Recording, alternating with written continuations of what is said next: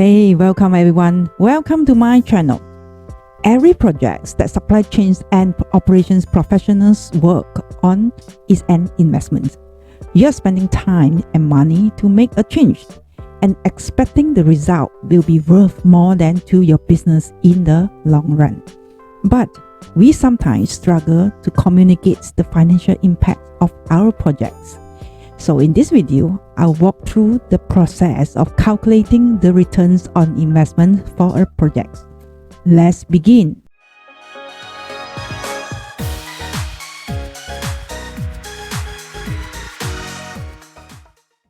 Calculating the ROI will help you to translate the operational benefit of a project into financial terms.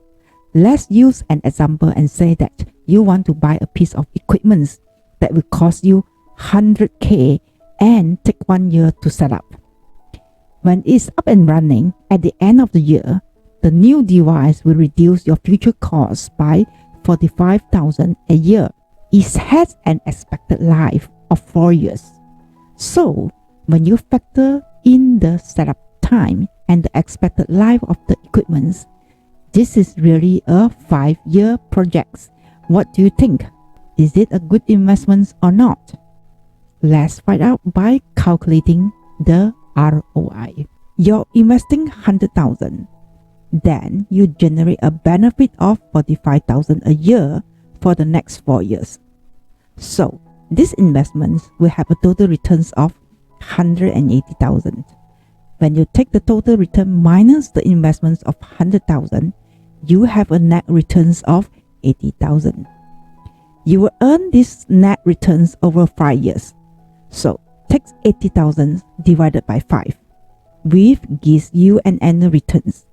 Divide the annual returns by the total investments of 100,000 and that gives you an ROI of 16 or 16%. In other words, you'll be growing your investments of 100,000 at the rate of 16% per year.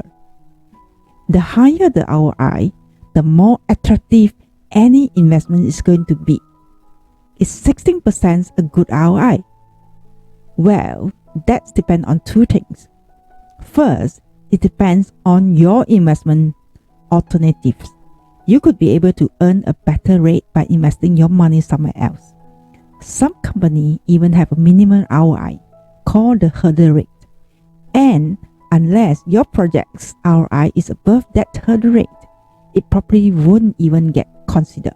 The second thing that your ROI depends on is inflation, because money becomes less valuable over time.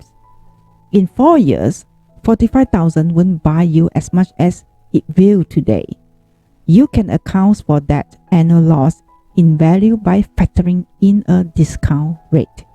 So understanding how ROI is calculated can help you make adjustments to your projects too. For example, you can increase the ROI in two ways, either by making an investment smaller or by making the return bigger.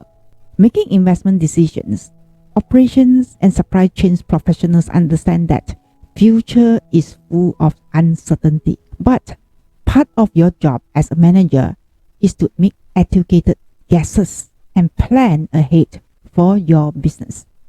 If you can make reasonable assumptions and calculate a returns on investment, you'll find it much easier to justify the importance of your projects and to get resources you need so that you can manage your operations successfully.